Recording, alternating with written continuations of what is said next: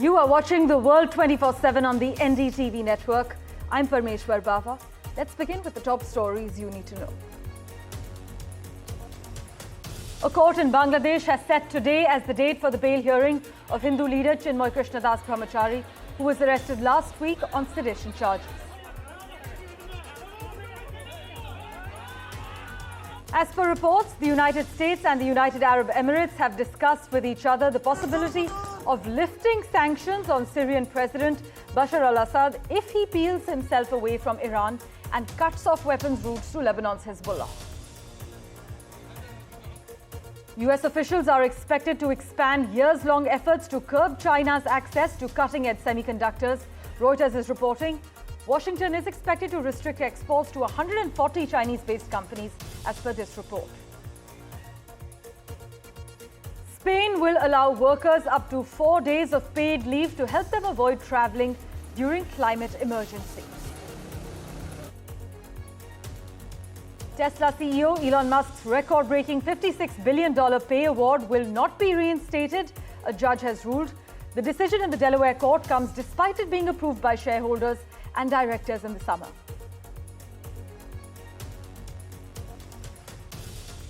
Leaked images of Jaguar's much-hyped electric concept car have appeared hours before the model's official unveiling in Miami. A spokesperson says the firm is aware of pictures circulating online, but it is unclear how accurate they are.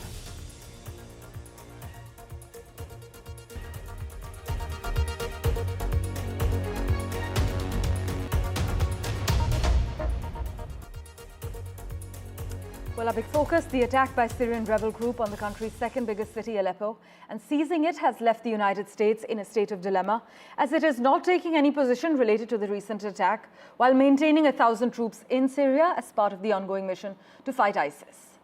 Now, making the position difficult for the US was National Security Advisor Jake Sullivan's statement to CNN, where he said that the rebel forces attacking the Syrian regime are designated as terrorist organizations by the United States.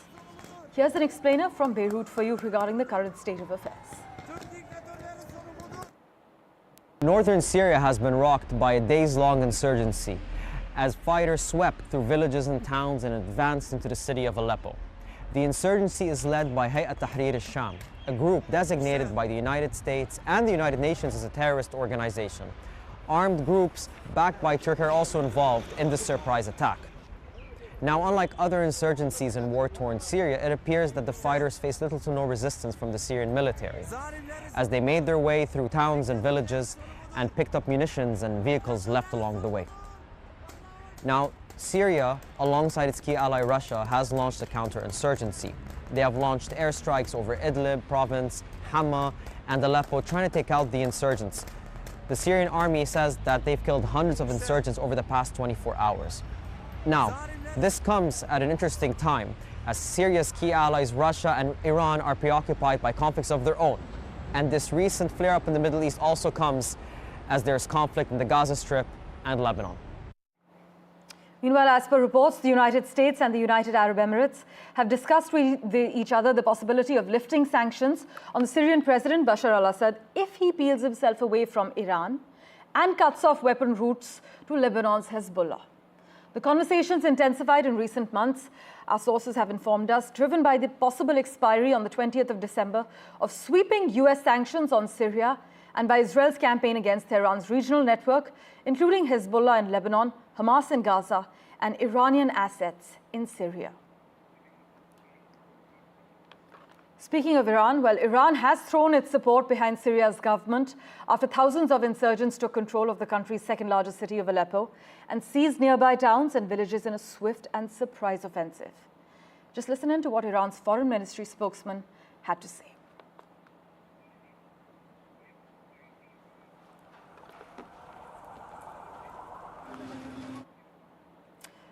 Right, while we outline that reaction for you, let's also get you an update as far as Lebanon is concerned. The Israeli Defense Forces have said that it is striking targets in southern Lebanon after Hezbollah officials said earlier they fired on an Israeli target. Hezbollah officials said that they had fired on an Israeli target in southern Lebanon, accusing Israel of repeated violations of the ceasefire agreement. In fact, the IDF said Hezbollah launched 2 projectiles towards the area of Hardov There were no injuries, with the projectiles falling in open space, is what the IDF maintains. In other news, United States President-elect Donald Trump has promised there will be hell to pay if captives held in Gaza during Israel's ongoing war are not released by the time he takes office, which is the 20th of Jan. The statement was Trump's most forceful on the deadlocked efforts to bring an end to the war since the November 5th US elections, and also comes amid reports that he is pushing for a ceasefire to be reached before his second term begins.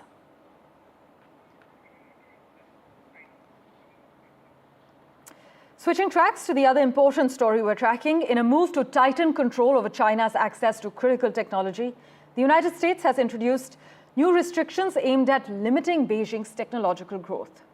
The US Department of Commerce has imposed fresh limits on the sale of high-bandwidth memory chips, which is a key component in AI systems. And these restrictions target not only American companies like Micron Technology, but also foreign giants like South Korea's SK Hynix and Samsung Electronics. Now, these memory chips, in case you aren't aware, are crucial for data storage and are vital for the development of artificial intelligence. However, the United States has stopped short of sanctioning additional major Chinese firms, signaling a more measured approach in this ongoing tech battle.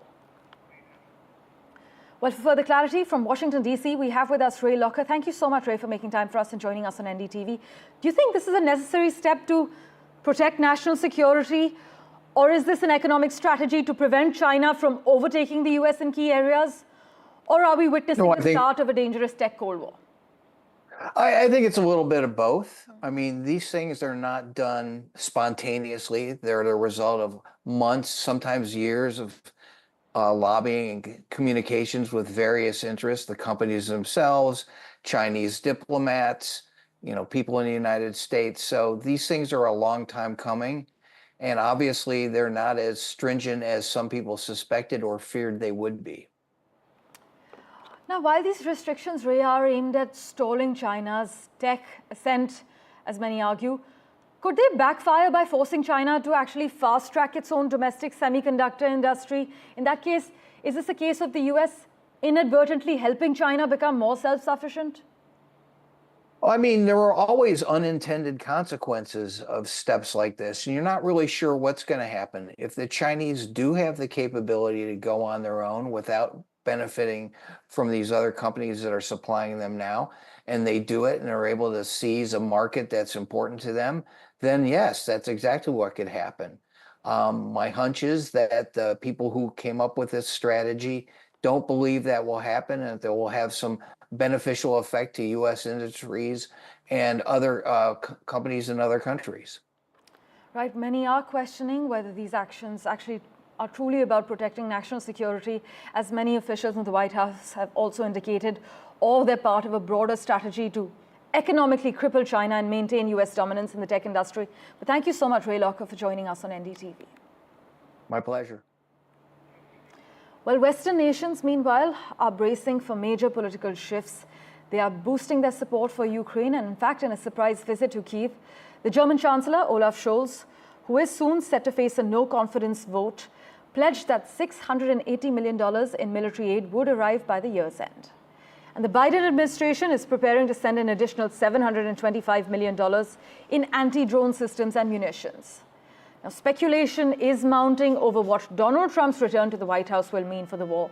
The president-elect in the US has said he wants Ukraine to strike a deal with Russia, though the head of NATO warned that Washington would face a dire threat from adversaries China, Iran, and North Korea if it negotiates an agreement favorable to Moscow.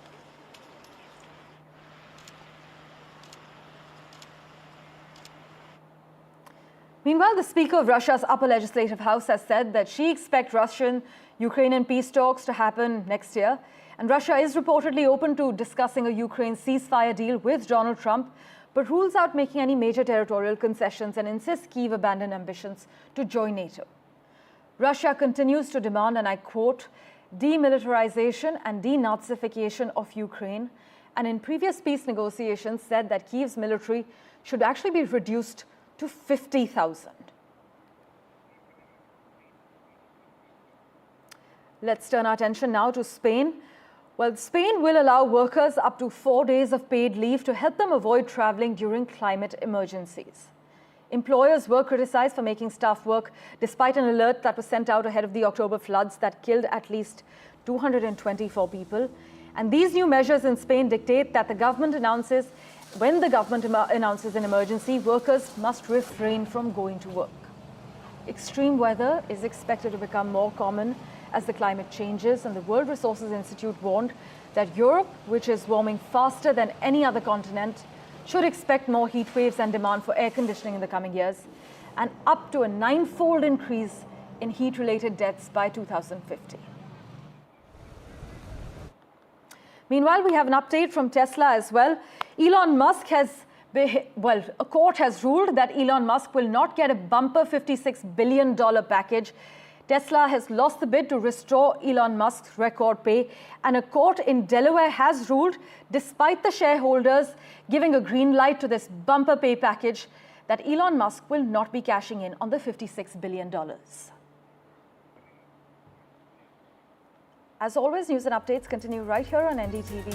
Don't go anywhere. We're slipping into a very short break.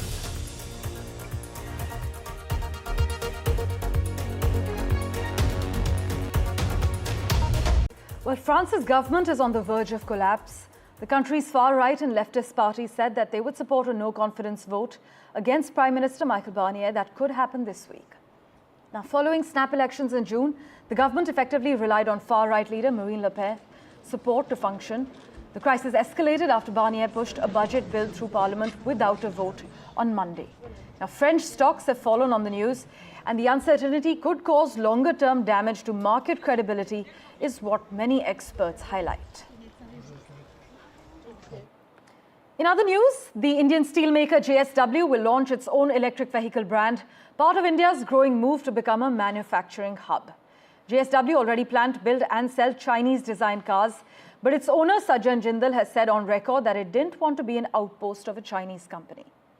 Sajjan Jindal expects to benefit from US-China decoupling under US President-elect Donald Trump, even if there are tariffs on Indian companies.